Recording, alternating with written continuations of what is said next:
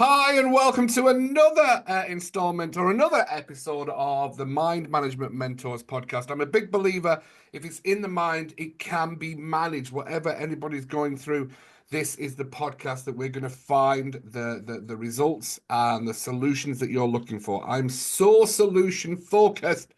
It's unbelievable. And today's guest is a very special friend of mine. I'll be very honest or open.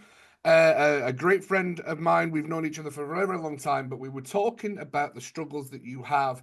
And I think it would be great to get that conversation out into a podcast. So, Amanda, introduce yourself. Tell everybody what you do and who you are. So my name's Amanda, and I'm married to Michael, and I have two children, Anastasia and Nathaniel, who are 7. They're twins. They both are going through the process of being diagnosed for being neurodiverse. Anastasia with autism and Nathaniel with ADHD. And I'm a business owner. I own a virtual assistant business as well. And we support all businesses, but we specialize in helping neurodiverse business owners with their admin and business support. Abs Amanda, perfect. Thank you for coming on the podcast. It's all right. I'm happy to be here. Absolutely. I'm so excited for this conversation because this is going to be how does a parent when you are because it's been a big process because I've known you for quite a few years and I've known how long this process has been from recognizing that there's something maybe different about your children in a positive way, but noticing that maybe you are wanting something more or a better understanding of what they're going through. So as a parent, and I've talked about this in a lot of podcasts about people looking for labels so it stops us doing things, and that's not what this is about. This is not what that's about in any way whatsoever, Amanda. We want to be talking about how you are looking to be able to find the solutions and the support that's going to be the best for your kids. So talk to us about the process of how old are the twins now? So they're 7. They'll be 8 in October. Right. When did you, as a mum, notice, hang on a minute, there might be something that I want to be able to support more with? So for Anastasia, she was probably about 2 where I started thinking she's not interacting how all the other kids are interacting, even how her twin brother interacts with people. She likes a lot of alone time. She's very like she's not communicating as well as what her brother does, what other kids of her age does. But what she can say, she can like she's very well spoken. She's very Hmm. polite, but and she's very well spoken. So not like a mother in any way whatsoever. Not at all. Um, yeah, so just probably from around 2 is when I started noticing things with her. But obviously, as a parent, like, the twins are our first kids, Yeah. our only kids as well. But so as a new parent, you kind of think, am I worrying for nothing? Is this normal? Is this just her developing? So we didn't bring it. We brought it up to health visitors at the time that we had some concerns. Um, but they just said it could be her developing and stuff, like what we were thinking. Yeah. So we left it for a while. But as time went on, you could just still see there was something that she was, I don't want to say missing because it's not that, but like there was something different, Yeah. that she was struggling with Yeah. compared to others. Yeah. And so you've got, like you said, you've got twins. So you've got one child. So you've got Anastasia and what's the name of your son? Nathaniel. Nathan. Great names, by the way. Great names. Yeah, we wanted names that were different but not weird. Nathaniel and Anastasia, and I've met your kids. They're absolutely fantastic. I remember doing a photo shoot with you a couple of years ago, Mhm. and I remember that the kids were absolutely lovely. They've got their smile on their faces and their glasses. It's their glasses that just make their face light up. They genuinely do. So, what's been the as a parent, what were some of the thoughts and the questions that were going through you internally, Amanda? Because that's a powerful part of the story is we're getting the help and the support for the kids, but what were you going through as a mum and what was Michael going through as a dad?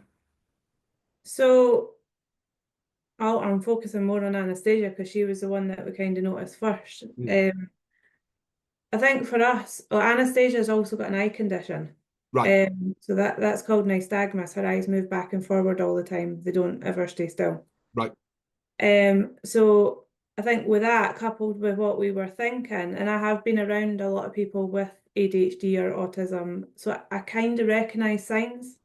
Yeah. Um, so for me, there was a lot of worry, like, oh, she's already got an eye condition. Mhm. That could, we don't know how that's going to pan out. It does lower her vision, she might not be able to drive and things when she's older, potentially because of it. So I had a lot of worry, like, how is this going to add to her struggles in life? Mm. So I was kind of thinking, instead of thinking positive, well, how could this benefit her, like being autistic, I Mhm. was more worrying what's she going to struggle with, how, like, I was more going down the worry side, which is kind of what I do anyway, because I am an overthinker. So, Michael probably had the same worries because he did convey them to me, but I think he does go more on the positive side, like it'll be fine. Um, so yeah, just a lot of worrying and just not sure how to help and support both of them. Like Nathaniel, well, Nathaniel's always been hyper, but that could have just been a hyper wee boy. Like it's like he's powered by a ever-going battery. Like just doesn't stop ever. And when I noticed those signs with him, I was like, oh, I wonder if that's that. Because when you have got a child that is neurodiverse, it's likely that your other children could be. Mm. So the percentage goes up. The percentage goes up if a parent's neurodiverse as well, and if it runs in the family and stuff. And it does run in Michael's family. Um, no one's diagnosed in my family, but that doesn't mean anything really. Yeah. Because they could still have something. Um, so yeah, just well, when we noticed it with Nathaniel, again, I've heard people with ADHD when they're older being told, I was always told I was too much and that I was too loud. And so again, for me, a lot of worry for how he's going to be perceived by friends, girlfriends, boyfriends, if that's the way he goes. Just will he be too much for Mm. someone?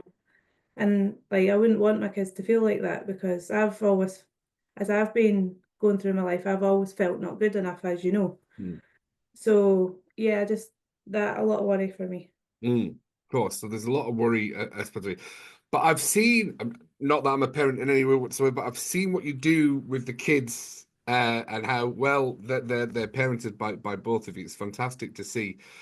Are you now looking for like positive influences within the ADHD world for because ADHD if there's probably more people that is ADHD than they would like to realize, especially I know I've looked at the signs and the symptoms for ADHD. I can honestly, why do you think I've got you working in my business? I don't know, in all fairness. And I will absolutely give a testimony about it if anyone watching this. I needed an admin because I am absolutely try zone out on it. So absolutely fantastic. Um, how do you now start looking at positive influences for ADHD and autism within the world so that the kids can see this is going to be like a fantastic opportunity for them?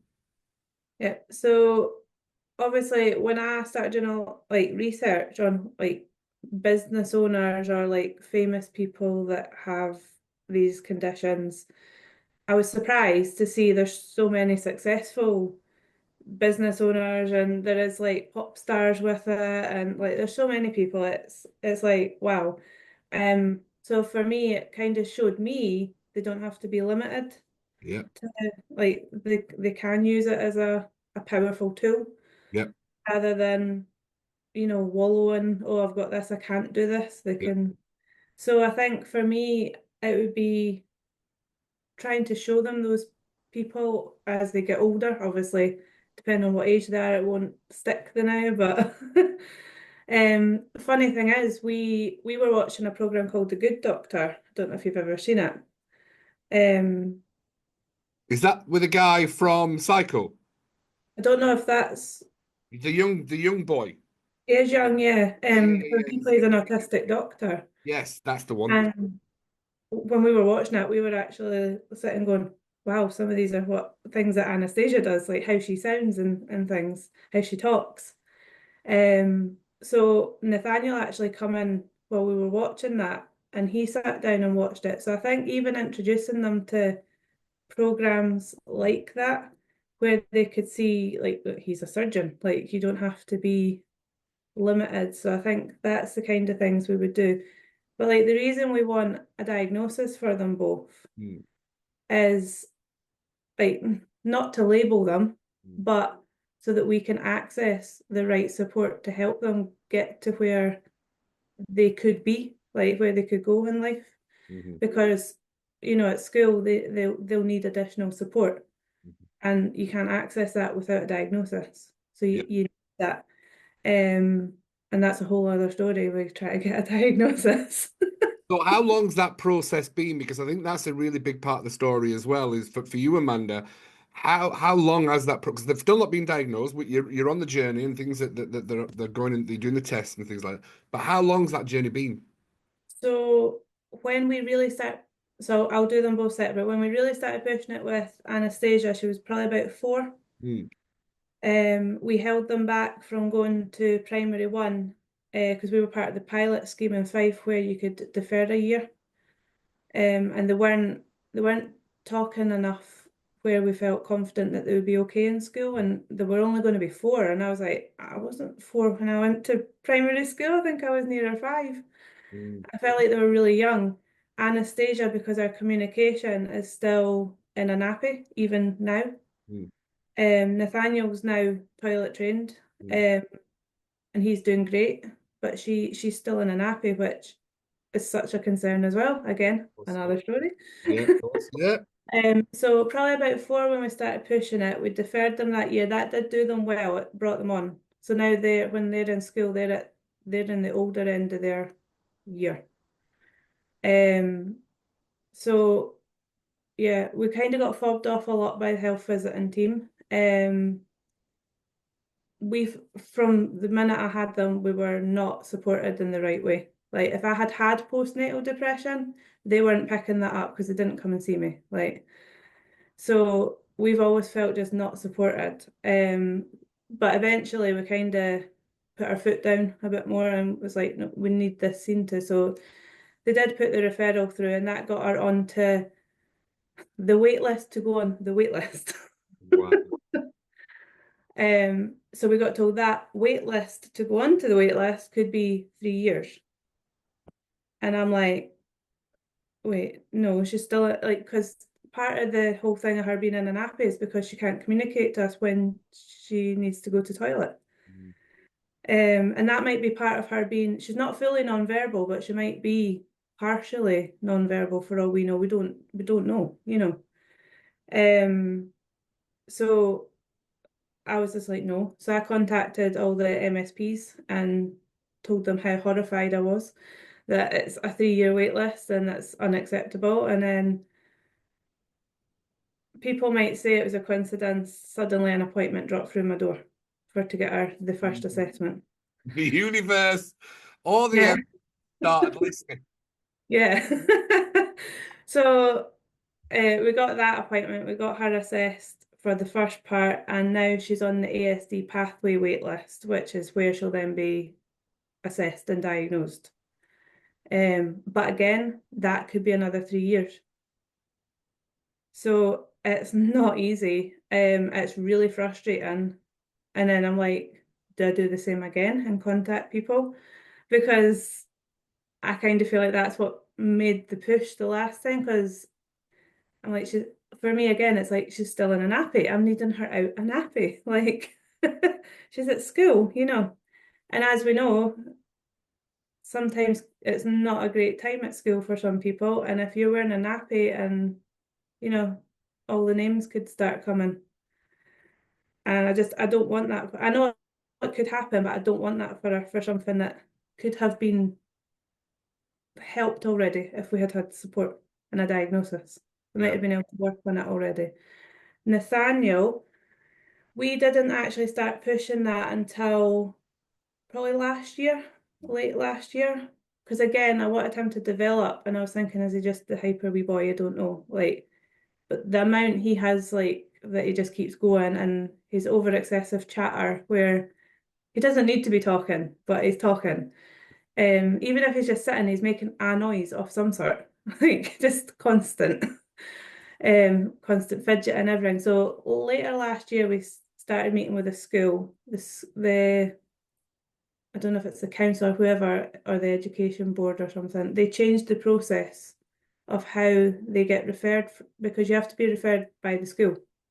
Mm. So you can't go down to your doctor. We did do that, but the doctor said the referral to the community paediatrics has to come from the school. So we went to the school after the doctor, and then they said the process has all changed. What they have to do now is so many meetings with the parents. I think it's like 5 meetings over a period of a year. Then there's an educational psychologist that assesses whether they think it should be put through for a referral. It could be, they could say no. So again, so you're talking there's a year, maybe a bit more. So and then there's the wait list again, after you've actually had the referral put through. So then again, that's up to 3 years. So when I was looking at this, I'm like, he'll almost be in high school before he'll get any sort of support. And I've been at school with people that are now diagnosed with ADHD, and they were always classed as troublemakers in school, and they weren't troublemakers. They Mm. just needed support. Yeah, yeah. Um, and yeah, so we decided with him to go private. So it's a lot of money. It's just for the assessment, it's just over £1,000 so far. Mm. It's not cheap. It wasn't a decision we made lightly either, but it's a company, they're called Diverse Diagnostics. They work in line with the NHS guidelines, so it's assessed the same way as the NHS, but quicker. Yeah. So we done that. We had his first appointment in January. They sent us out things to fill out um, before the appointment. Then he was on the call with us, so it was all done on a Zoom call. But the reason for that is because kids act more like themselves at home than they will in a like a surgery room, or like a doctor's room. They can go quite quiet when they're in that setting, whereas at home they'll act how they would act, so they get a better judgment of how the child is. Mm. So we done that. The forms were also sent. So we booked that appointment in December. The forms were sent to the school in December, along with the forms that we got. The school then didn't, they filled them out last week. We had to move his second appointment because the school then dragged their heels. So I'm like, I'm paying for this, and now yous are dragging your heels. Like, where's the support for people? And it is so frustrating. So yeah, from a parent's point of view, it is just a lot of frustration at times. Mm. And how do Um, you manage that, Amanda? As a parent, how do you manage that?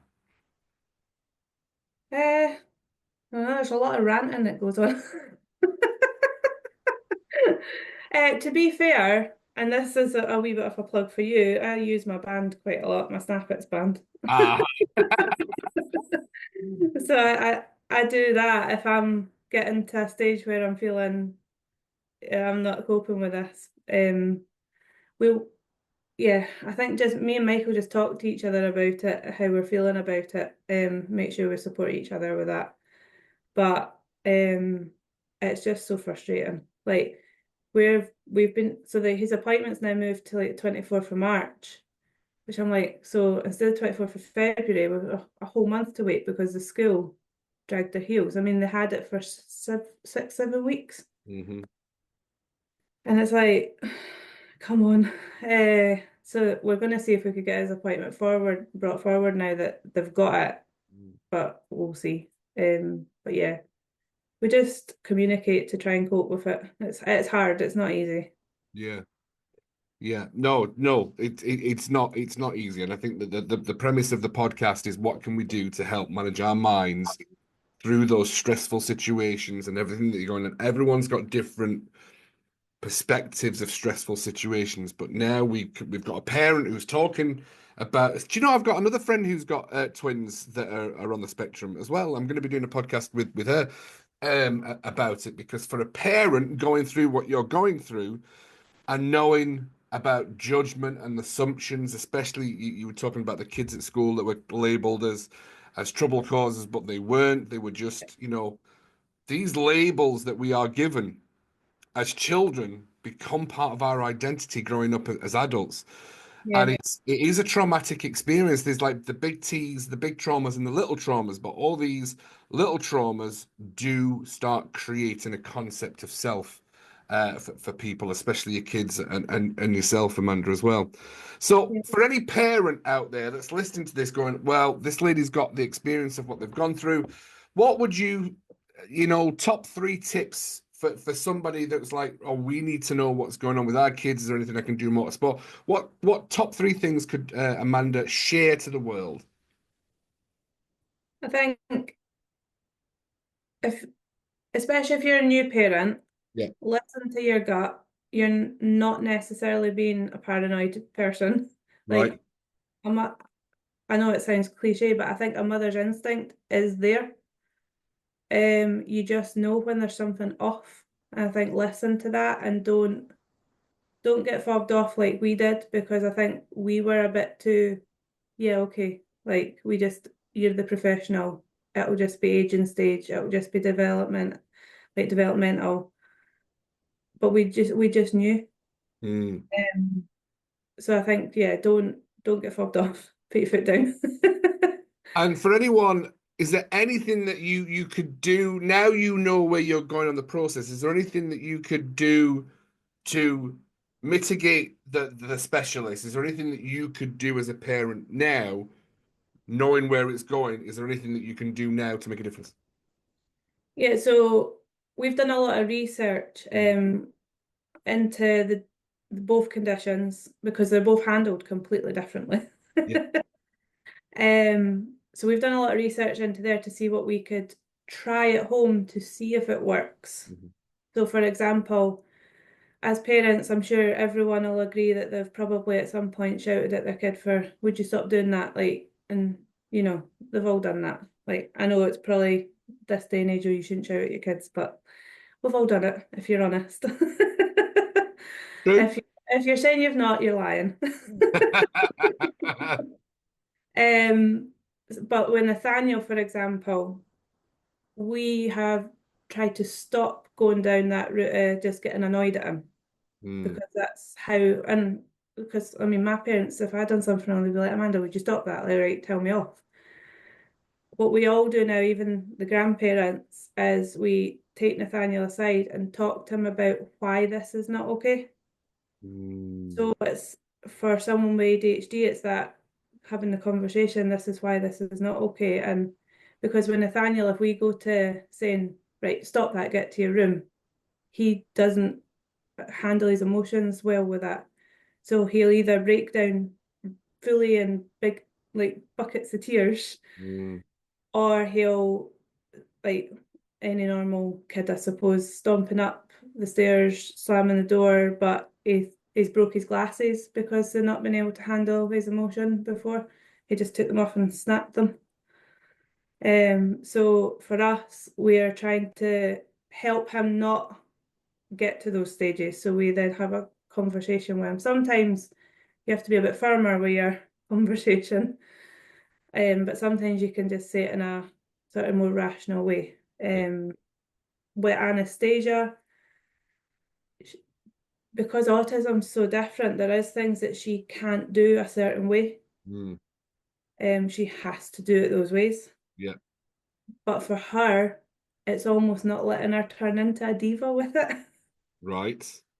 Because in some ways, because if we were just to go, oh, well, you have to do something that way, she'll learn throughout her life, oh, I could get away with this. I could do this because I have to do it this way. Yeah. So there's sometimes we have to be a bit firmer with her and be like, no, Anastasia, that's not acceptable. Like, so yeah, it's just we've just done a lot of research into the different ways to handle the two conditions. But we've had a lot of support from Scottish Autism. They do sessions called Flourish. They're for people who are diagnosed, aren't diagnosed, waiting on diagnosis. Mm. They've been really helpful. It was just a safe space for us to go and speak about what was happening with that week, or just somewhere we could go and feel not judged. Because we refrain from putting stuff onto social media a lot of the time about these things because there is a lot of judgment. So if we want to rant about the NHS wait times, I'm probably not gonna put that on social media because I know what's coming back. So what's Even the judgments then? No, that's fair. What's some of the judgments? obviously I respect the NHS staff and I know that they do such a good job. I've had a C-section, they've done so well with that, they were so good with me. My husband's had an operation, all those things. But with the wait list with this types of things, and I don't know who can solve it, it's not good enough. It's just not good enough. Mm-hmm. And then you've got when you do go private, some doctor surgeries don't accept the private diagnosis. Mm. So then you're then got to pay for the if your child needs medication or if you need medication as an adult, you've then got to pay for it because the NHS don't accept the diagnosis. And it's like, but if you'd went through the NHS process, they would.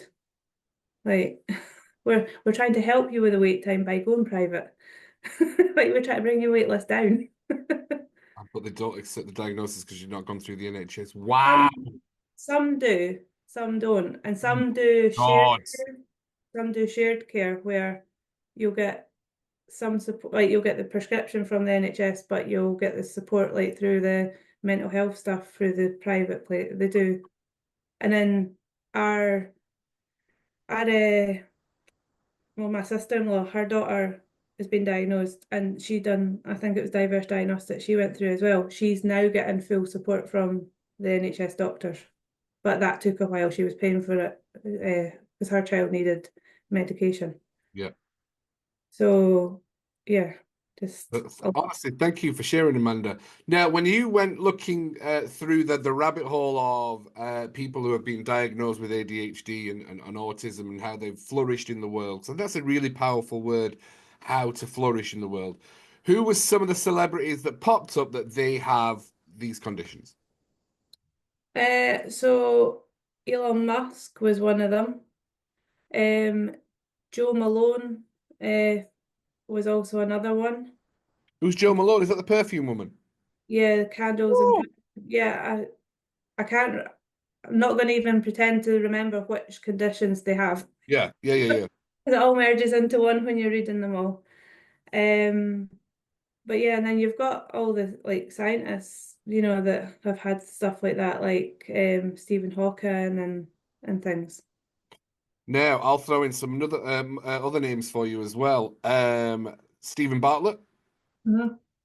Actual Stephen Bartlett, not Stephen, but your friend Stephen Bartlett, who is the spitting image Yeah, of no, me. I actually forgot how I do watch his podcast actually. Yeah. Uh, yeah, And Richard Branson.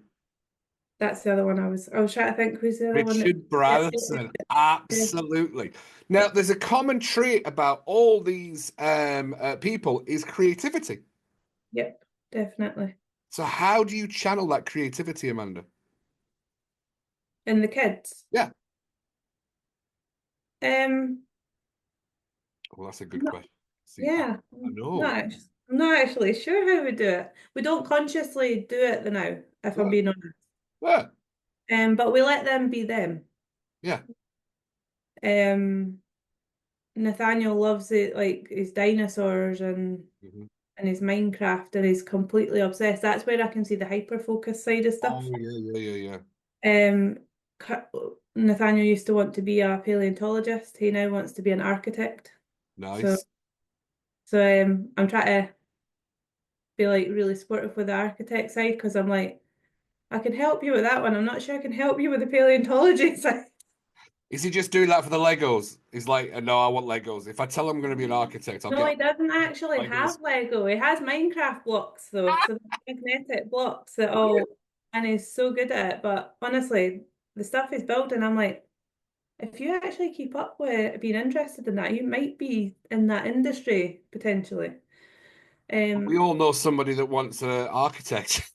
I'll be like, I'll have a referral for you in 10 years. 15 years, Johnny, we've got you an architect. Anastasia, she was wanting to be a singer and a dancer. Right. I think she still does. We did send her to some classes, but sometimes the timings of the classes are right at the back of school finishing, and Anastasia needs time to come home and decompress from the school day. So Yeah. she usually comes home and says, "Can I go up to my room on my own?" So she goes up there, and well, she's actually now got a tent downstairs where she now goes into instead of going upstairs. Because I want her to feel like she can be part of the same room if she wants to be. So we gave her a wee space in the living room, and she goes in there now. But she needs half an hour where Nathaniel's not bugging her, we're not bugging her. She just needs to decompress. And the classes she was going to for her age group was just too close to school finishing. Yeah. So for her then now that's not worked out. But she does love singing and dancing. She's like me, she retains lyrics of songs so easily. So I do the same thing. I can listen to a song once and I'm pretty much got the lyrics. So Yeah. I love music and all that. So that seems to be a thing for her. So I think music might be a therapy for her. Yeah. Music Um, powerful. yeah. So yeah, we kind of just let them be them and do what they want to do most of the time within reason. Yeah. Fantastic. No, good. And again, so you gave us one tip for parents, two more tips for what parents can do for their kids if they have that feeling that there maybe is without, having a full-on meltdown and panic and Mhm. going into, I've got to get this resolved and then and fixed as quickly as possible, which we do that as adults. We know that, right? And Yep. you've said you've decreased the worry yourself. You've got Michael, who's a partner who's quite calm and Yep. reserved. So, two more tips for parents if they're going through this right now. Um, Research. Mm. But through the right channels. Don't like we all know Google can be a bad place. Really? Like, don't don't go down like rabbit holes with it. Just go to reputable sites that like Scottish Autism, and we've got a client called Epic Think Learn, so I'll do a wee plug to them. Yeah, They are so supportive for parents of neurodiverse children. They run webinars. They're just so good. And since we've been doing their work, we've gained so much knowledge as well. So they're really helpful. But yeah, reputable sites, go and research where you can maybe even access some support while you're waiting on a diagnosis. So like I said, Scottish Autism with our program Flourish, yeah, that was something we were able to access. yeah, But we didn't know about that until we contacted the MSPs. yeah. And it was through that we then found out. But we're now brand ambassadors for Scottish Autism. Correct. That's right. So we're part of that, trying to raise awareness because although people probably have heard of them, they're actually a pretty small charity. Yeah, And they just need to get their services known more yeah, because they are really helpful. yeah.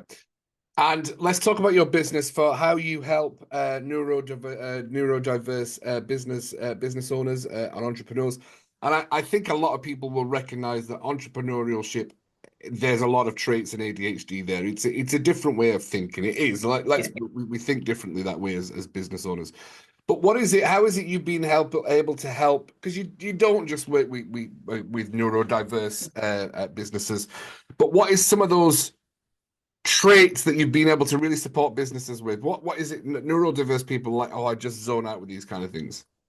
So I'll start with the reason we decided to have that as like our specialism. Yeah, Um, when we were setting up the business, we thought, right, if Anastasia or Nathaniel, for example, and at the time it was actually Anastasia we were thinking of because this was before we started really pushing with Nathaniel. We were like, if she ran a business, would she struggle more with some elements of that running that business than someone who's what's called neurotypical? So that's like non-neurodiverse. Mm. Um, and we were like, yeah, because if she's not interested in something, she will not do it.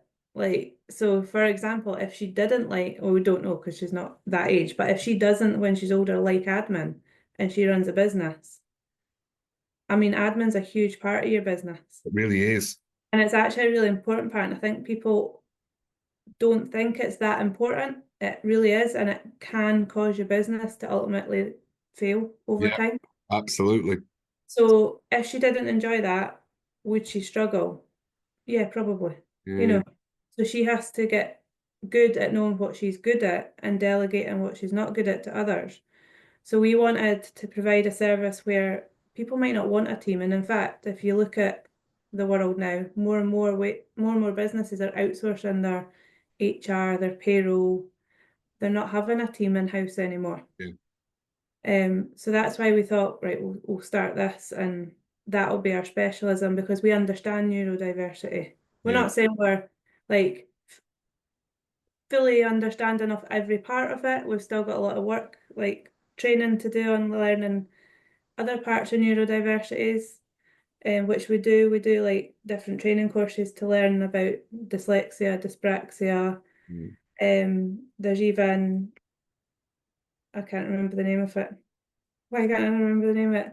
The multiple personality one. Oh, BPD. Yeah. Aye, yeah. So that's a neurodiversity. Don't get me started on that. That's a whole new podcast. So, but that I, falls into that bracket. did you see the facts I told you about BPD being misdiagnosed? Do you know what? I'm going to throw it in there. I'm going to throw it in every podcast. BPD, bipolar disorder, is 98.4% misdiagnosed. Misdiagnosed. Yeah, 98.4% people who have been diagnosed may and will have been misdiagnosed. It's yeah, often a trauma response. And I'll say that yeah, again, a yeah, trauma response. yeah. Thank you. So Thanks for letting me get that off the chest, Amanda. glad you could get that off. Yeah, But so that's one that we don't know as much about. So yeah, we would do training just to learn about that condition. yeah. So that's what we do if we don't know about it. We're going to a neurodiversity show as well, to learn more about neurodiversity and Nice. things in May. So we do a lot to understand our clients and our children. Yeah, absolutely. Yeah, yeah, yeah, yeah. So yeah, when we were setting that up, that's when we thought, would someone with neurodiversity struggle that little bit more? And interesting fact is that our business name is actually named after Anastasia. What So about Daniel? the age, you know,